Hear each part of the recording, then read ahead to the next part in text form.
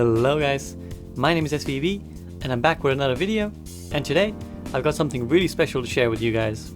I had the privilege of interviewing former Florida Mayhem head coach Mineral, who has recently taken up content creation. He's been teaching students and sharing some amazing insights on his YouTube channel and in his VOD reviews. So I highly recommend you check them out. These are Overwatch League level tips guys, and us ordinary players are very lucky to have access to them.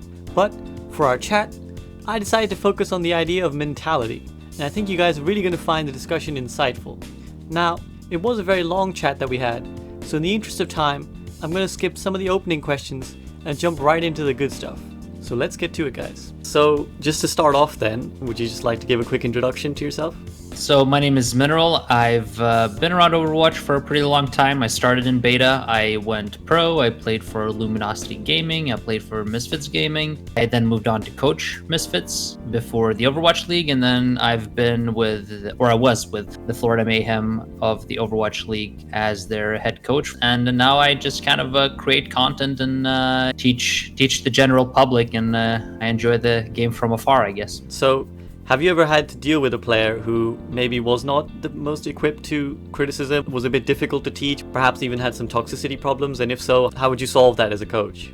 Yeah, I've dealt with plenty of players like that, and it's tricky because when you're a new coach especially, it's very hard to maneuver because you think you might have the right solution, maybe it's objectively the right solution, but maybe the player is not in a receptive state of mind. So maybe there are players who are just completely uncoachable, but I think 80% or 90% of the players that you would say, oh, this guy is very hard to coach, there are still ways to coach them, but you have to be good enough as a coach to actually know what those ways are. And I think there have been times in my career where I haven't been ready to coach those players, so I haven't sort of known the right approach, because maybe some players they're very receptive to criticism, but not in front of others, or maybe they're good at recepting criticism, but maybe 1 or 2 hours after scrims when everything's cooled down and when you're not emotionally invested in the result, maybe having them in a great state of mind is important. While others, maybe you just have to tackle things head on immediately. At some players, maybe you need to yell, maybe at other players you have to coddle a little bit more. You just have to learn. You have to be a people person. You have to be able to read body language and whether this player is in a state of mind to absorb the knowledge, absorb the constructive criticism. And I think it usually comes down to, like I said, some players are uncoachable, but usually it falls on the coach to be competent enough to know how to put the players in that state of mind. Definitely sums up very nicely, because it is ultimately the coach's responsibility. You're not always going to have people who are ideal. Sometimes your job as a coach is to get through to people who otherwise might not give their best performance or otherwise might not be reachable. Moving on to what regular players face, obviously, because what we're talking about so far is really high level stuff, is people who are ready to go pro or ready to go semi-pro, but obviously most of the people watching this video are not going to be anywhere near that level. They're just kind of playing with their friends or in their free time. And a lot of them have issues with the same kind of problems, where maybe they tilt very easily, or maybe they're just not the best at receiving criticism. So how do you think is the best way for someone to self-police? Well, I think this step one is to understand that you have a problem, because if you don't understand that you have a problem and you think that the behavior you have is okay, then you will never try to solve it. And a story that I consistently tell my students who have this issue is that I had the same issue when I was 15, 16 years old and I was playing League of Legends.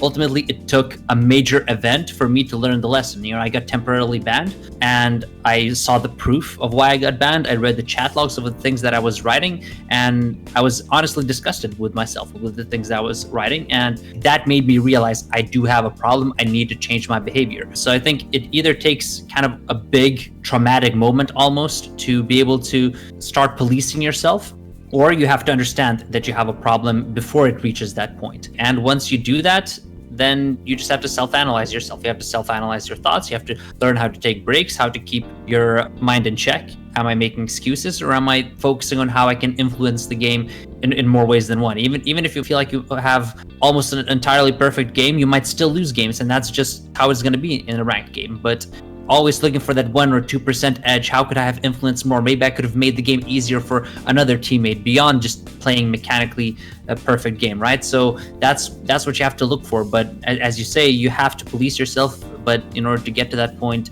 you have to want to fix that problem. Yeah, that's actually a really great story that you had this sort of revelation moment, because a lot of players, I think they struggle to confront themselves, just to start with, that maybe they're the problem. Because one of the things that I deal with most is they say, oh, I practice a lot and I play a lot and I watch a lot, but how am I going to climb when my teammates always suck, or I'm in a rank which is just garbage and nobody knows what they're doing. And obviously I always kind of say to them what you were saying roughly, which is that as long as you're even doing 1 or 2% things wrong, you can't really give up in that sense. You have to keep trying to fix every little thing that you see, and obviously that's a harsh mentality sometimes to say someone just keep fixing your mistakes, but I think it is the best way to learn, personally, in my opinion, is to sort of always be looking, what is that one thing that I could have done, what's that one play that I could have made that maybe swings the outcome of this fight, that maybe swings the outcome of this game, or like you said, is there something that I could have done to maybe influence another teammate? Maybe there's a call out I could have made that gives my teammate that little bit of extra information, that gives them the tools they need to win the fight for us. So yeah, and I mean, to add to that a little bit, because you obviously made a video, I believe, on communication, which is a great video, and everyone can adopt that, and then sort of goes hand in hand in terms of what we're talking about. And then even beyond the little things, like if you have this mentality where you're blaming your team, you might overlook major flaws in your game. And in this review that I recently did, you could see that, a player doesn't follow his team pushes up and dies, and he says in the microphone, why were they pushing up? And the question should be, why didn't I push up with them? But if you are in your own head and you firmly believe that you made nothing wrong, and you don't evaluate the situation of what could I have done better to avoid the situation, then you might be missing major flaws in your gameplay. So never ever look at someone else, never ever expect someone to make the right plays. You always look at what you can do to influence them and what you can do yourself in order to put your team in a better position to succeed. So just to summarize what you're saying, I guess, in one sentence, frame the discussion around yourself and your actions, right? Take autonomy for what you're doing, rather than why did they do that. Think about why didn't you do the X thing, or why didn't you, even if you think they're making a mistake, why didn't you tell them in your comms? Why didn't you call them back? But let's just talk about the other end of the spectrum for a second, because another thing that I see very often is that a lot of them suffer from a lack of confidence, or a really sort of hindering level of self-doubt and anxiety, and problems with sort of believing in themselves as well. So how would you suggest someone goes about trying to dispel those things? Because I always tell the players to, you don't have to be that critical. You should also praise yourself as much as you criticize yourself. If you're someone who struggles with confidence, try to point out all the good things you did as well. So what would you suggest to someone who maybe comes to you and tells you that they have a lot of problems with self-confidence? So that's an interesting one as well, because especially like a lot of people suffer from ladder anxiety, and I can relate to that a little bit, because again, when I was younger and I was playing ladder in League of Legends, I went into sort of promotion games and I would be really nervous as well. And I would be sometimes like reluctant to queue, or I wouldn't want to queue on my main because I would be afraid to lose some SR or something like that. And what I sort of helped me overcome that was when I really just stopped focusing on the number, on the SR number, and the only thing I cared about was becoming a better player. Because if you go into a game and you don't see a game as something where you put something at stake, because that's the thing where sort of lack of confidence, or at least the anxiety issues come from, is that anytime you enter a game, a ranked game, you feel like you're putting something on the line, and if you lose the game, you might lose something. And as soon as you remove those stakes, then from my point of view, you're putting a lot less pressure on yourself. Don't care about the number, care about being the best version of yourself, becoming a better player. And if you become a good enough player, that number will rise, your SR will rise. The SR is a byproduct of your hard work and the right mentality, rather than you leveraging assets or whatever. Like, don't look at SR as an asset, look at it as just like an objective number that tracks your progress, but it's not the end all be all of everything. At least that's how I would say you would tackle ladder anxiety. Yeah, no, that's 100% what I always tell my players, is that quite often people tend to fixate on trying to get to just that next rank, and I was the same, absolutely. Like when I was in platinum, all I wanted to do was get in diamond. When you get to diamond, all you want to do is get to master. When you get to master, all you want to do is get to grandmaster.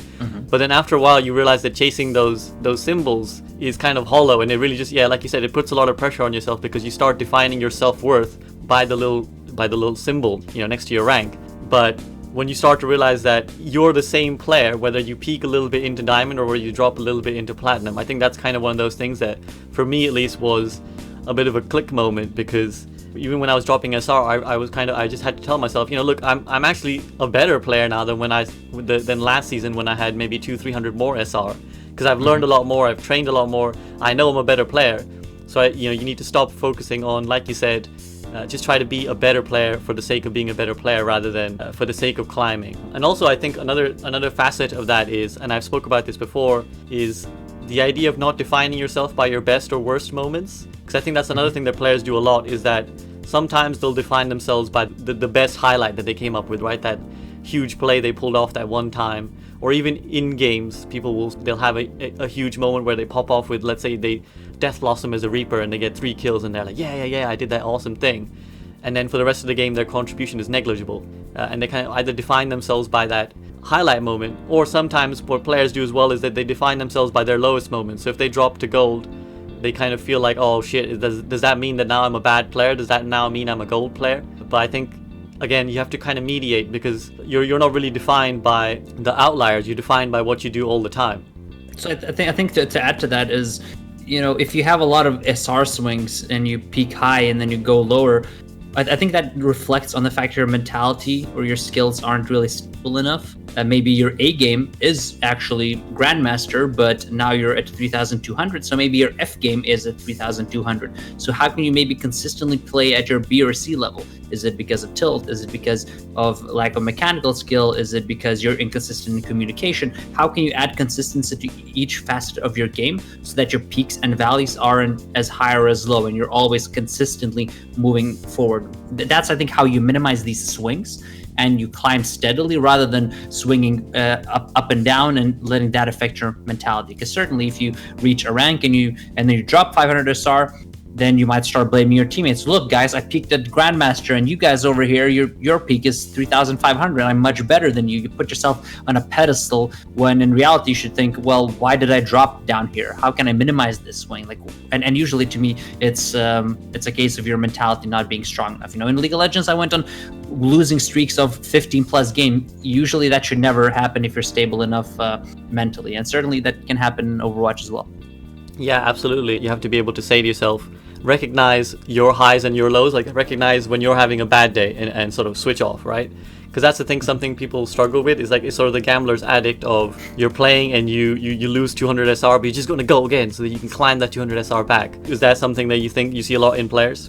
Yeah, 100%. And it's something that I have a ton of experience myself, not only especially in ranked ladders. I've had a lot of swings before I would manage to sort of stabilize my mentality, understanding what I need to take a break. But I also had the same issue when I was playing poker, because I played a lot of poker when I was a student.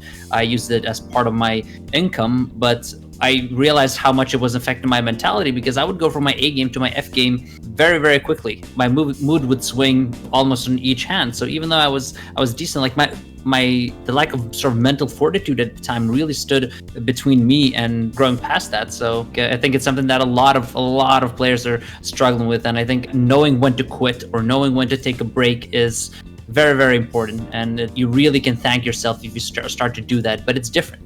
It's hard because you have this number in front of you. You are chasing a figure, sort of, and you feel like, oh, I have to get that back. I have to get that back. And as soon as you start chasing a number, that's when you lose focus on what we discussed should be your primary goal, which is how do I improve as a player? How do I grow? Right? So you shift away from your focus, and then everything falls apart. Yeah, and absolutely. And if you don't, if it's not too personal, would you mind sharing how you kind of overcame that? You said they had a really weak mentality when you were playing poker, and you were really going from one high to a deep low. Would you mind sharing? Because I think a lot of the players would really benefit from hearing someone who's overcome something like that. What kind of steps you took and how you went about fixing that? Well, just understanding that I don't have to play all the time. I don't have to get the SR or the money back right now. I know that I'm a better player. Being honest with myself, I would make a mistake and I'd be, wow, this is a terrible mistake. I just lost a lot of money. Or this was a terrible mistake. I just lost the entirety of the game, and through the game, everyone's flaming me, and I just dropped down to a lower rank. So I understood that, okay, now I've reached a low and I'm in a bad state of mind. I need to take a break and come back when I'm ready to play at my A game again, and then I will make all of it back, because I know that I'm much better than I am in this moment. So I think learning how to take breaks and knowing that you can't just climb out of that state without any help, without any time off immediately.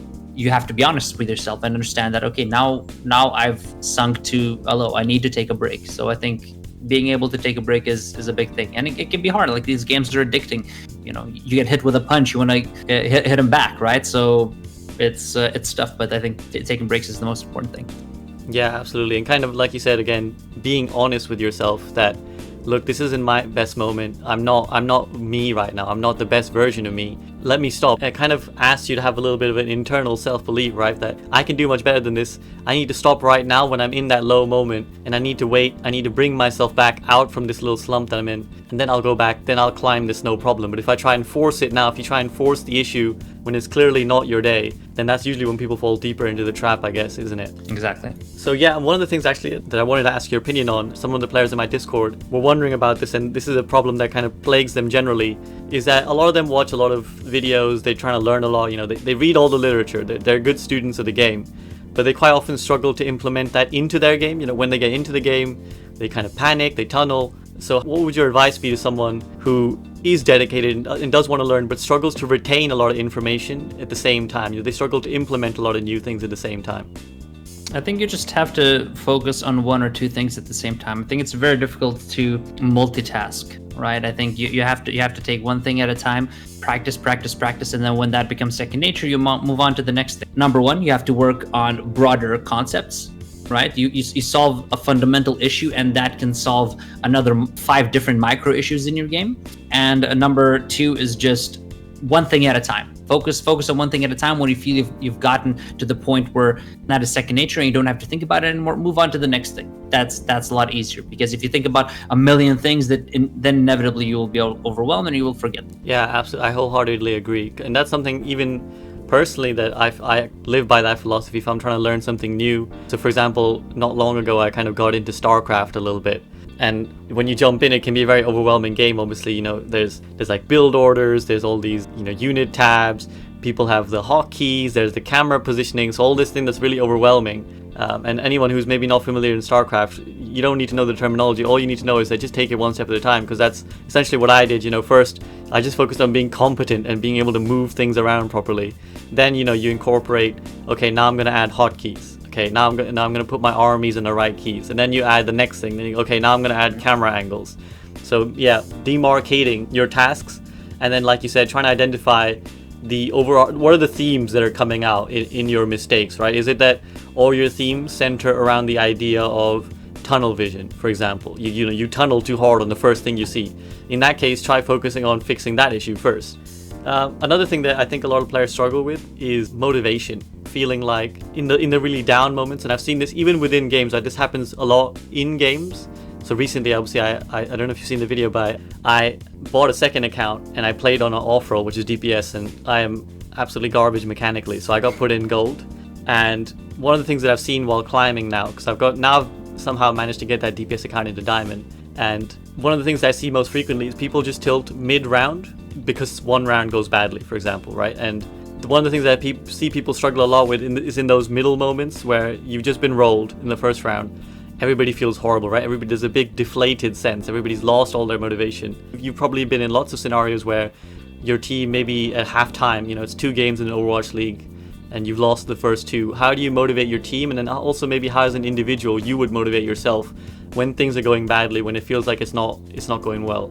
So if we just isolate this as kind of a in-game thing where something goes wrong, I think on an Overwatch League level, you just kind of have to get it. Say you go 0-2 down and you go into the halftime break and you need to sweep the rest of the series to win the map.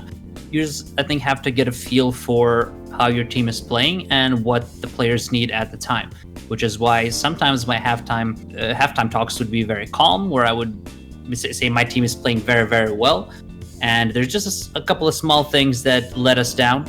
Or maybe my team is playing way below expectations and everything's chaotic. Nothing looks like it looked in practice, in which case maybe they need a wake-up call and I need to be a little more aggressive and kind of bring that out of them. So really, I think you just have to read your team. You have to see what they need, what kind of mindset they're in, because the players kind of feel it as well. Like if they go out there and just lay a dud and they don't feel no one's really into it, they will be upset, and kind of helping them wake up is going to help them. But if they go out there and the games are really, really close and there's just 1 or 2 mistakes, that separate you from victory, then you don't really have to be that hard on them. You just have to say, okay, these are the little things that kind of let us down. This is what we need to fix. I think you just have to read the room again, be a people person, understand how mentalities work, what players need. Do they need comfort, or do they need someone to be angry at them? And as far as being in a ranked game and feeling deflated, I think it sort of comes down to the same thing that we come back to, is your mentality. Like what is one round in the grand scheme of things? What is your goal? Why are you playing the game? You're playing the game to get better. Does the outcome of the game matter? If that's your goal? No, it shouldn't, right? If the game doesn't matter, then why should this round matter? Yeah, we played a bad round. The only thing you can do is play the next round as well as you possibly can, and continue to pursue your goal, which is to get better at the game. Even if one of your players is throwing, even if you're 5 versus 6. Okay, what is the next win condition? How do we win around this Symmetra one trick? Can I leave this game feeling that I did everything humanly possible to change the outcome of the game? If the answer is yes, then you can be happy with the outcome, and then the outcome doesn't really matter, right? Yeah, I absolutely agree, because I've seen so many games lost from people tilting and deciding that the game is already over and not trying, or then also picking, they also come out insta-lock Torb and they just sit and spawn with their turret. I've seen more games lost like that than I have with people actually losing games for legitimate reasons, One thing I always say to everybody is everything is a learning experience. And I apply I'm not just giving this as sort of BS advice that I throw out and then secretly I'm doing something else. Even in my own life, you should be seeing everything as a learning experience. Even a round that goes terribly, it's a learning experience, right? You go into the next round, guys, okay, come on, let's motivate ourselves. Let's try and find some way to win this game. Like you said, even if it's with the Symmetra one trick, we got to try and find a way to win this game, because even if it's 1 out of 10 games that are like that, if you can start converting those 1 out of 10 games into wins, you're suddenly going to see over the course of 100 games, you've now won 10 more games than you would have done previously. As long as you're willing to learn from even the worst experiences. And on a slightly tangential anecdote, I'm someone who's interested in screenwriting, so writing scripts for films. Mm-hmm. And a lot of people obviously have the attitude of they only want to go see films that they know are going to be good, films that are guaranteed top films. For me, obviously, as a lover of film, I love just going to see films. But even if a film is bad, I don't mind it. I'm happy to go and see it, because I come out and I think to myself, okay, well, that was a learning experience, right? You can learn from the good films about how to make a classic, how to make a Shawshank Redemption, how to make a Reservoir Dogs. But you can also watch, no shade, you can watch the Fast and Furious film and come out and be like, okay, well, why was that a mediocre film? Was the scripting bad? Was the characters bad? Was the dialogue bad? And I think you can treat an Overwatch game the same way, Even if you're having a terrible game, there's often more to learn from a bad game than there is from a game where you just stomp people. Because obviously it feels great when you stomp people, but what did you really learn? Nothing, because you didn't have to try hard. But when you're in a game that really challenges you, that really forces you to dig deep and try to put in every ounce of yourself to winning the game, I think that's when you really have a lot to learn. So I think people should try and reflect more on the idea of learning experiences. Yeah, it's the same thing. If you have a toxic teammate who, after a round tilts, say you've overcome yourself and that is no longer an issue of yours, but you obviously will run into a lot of players who haven't gone through that process and are stuck in the mud with the issues that you've already overcome. Seeing that type of behavior, is that gonna send you into tilt as well? Is that gonna make you less motivated to try, because you think, well, now I have this player who is tilting, he's flaming the rest of the team, he's not trying hard. So am I going to just chalk this game up? Well, at least I wasn't toxic, at least I didn't do everything, but I had this toxic teammate, so I suppose it's okay to lose. Or are you gonna sort of pick up the slack, or are you gonna do a little more? How are you gonna react to that situation? And how you react to that situation just depends on whether how strong is your mental game. Are you looking at this as a challenge? Great, we just got rolled, I have a toxic teammate, how do I find a way to maneuver around in this game to potentially at least give us a chance to win, right? Like if I look at that as a fun challenge rather than getting frustrated and, well, okay, if this game's lost, let's move on to the next one. I'm not going to contribute to the toxicity, but I'm also not going to be looking for under every single possible rock for a solution, right? So you accept mediocrity rather than looking for a solution.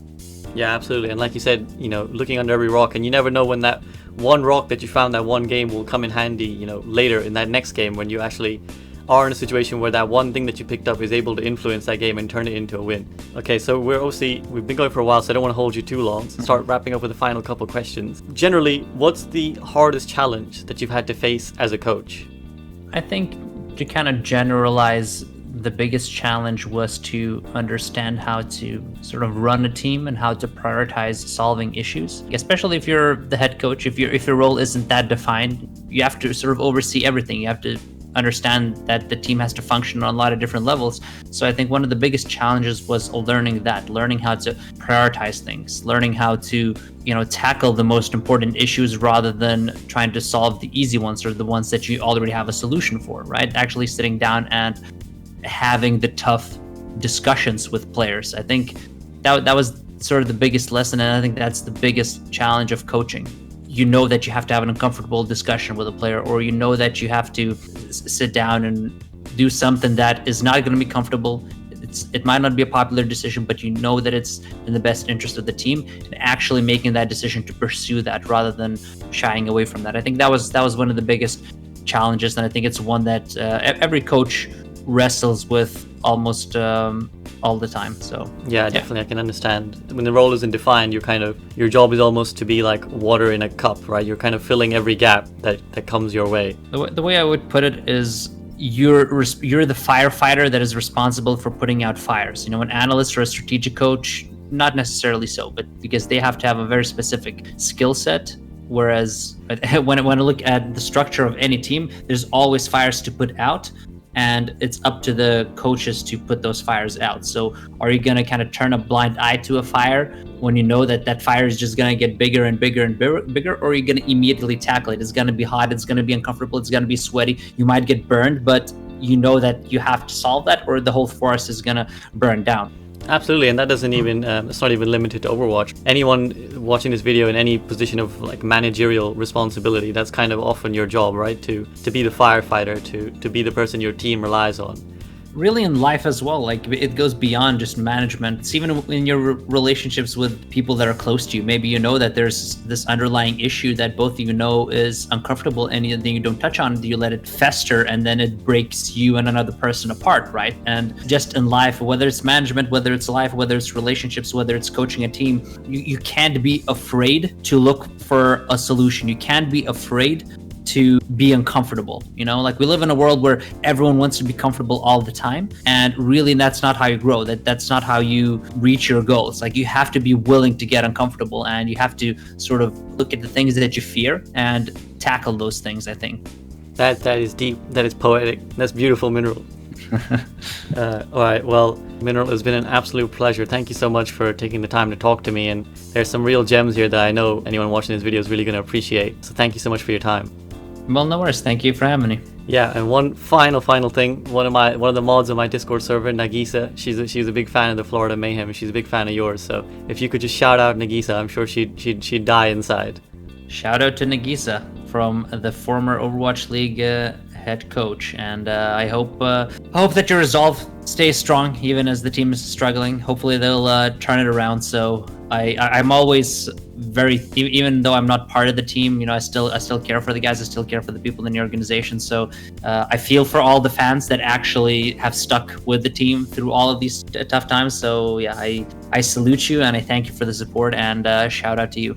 Awesome. So what's next for Mineral then? What's your plan? Well, the plan right now is just relax, create content, try and teach the community, build a community, that I call the Mineral Miners. I just want to build a community where people feel like they can come and they can learn about the game, regardless of what level, where they're at in their careers, where they are as competitive players. I just want to be able to teach the wider public about the game. So that's sort of what I want to do right now. Obviously, the long-term goal is just to, see what happens. Maybe I enjoy this so much that I want to continue doing this full-time. But obviously, once the off-season for Overwatch League rolls around, I'll reevaluate my options again. I didn't really feel like the options I had now, even though I could have potentially returned to, I could have actually returned to the Overwatch League for Stage 3, but I chose to bide my time and make sure that I feel like the situation is correct, that I'm 100% certain. We'll see what happens, I guess. But for now, it's just kind of building this community, see what we can do of it, and then in the future, hopefully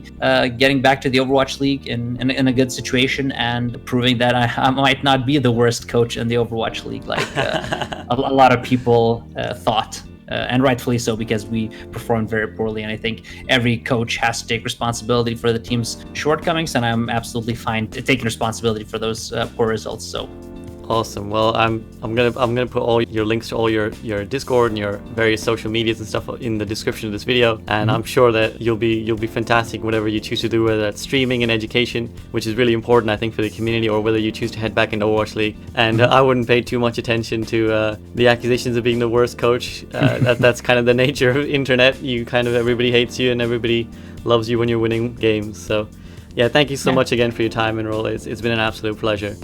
Yeah, thank you so much.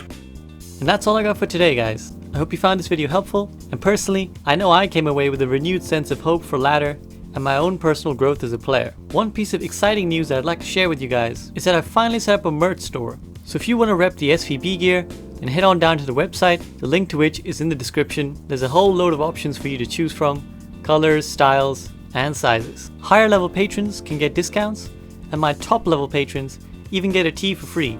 So do consider signing up.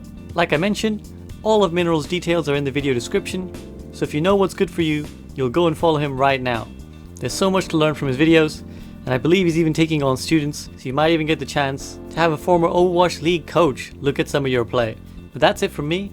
I'll be back next week with another video. See you guys soon.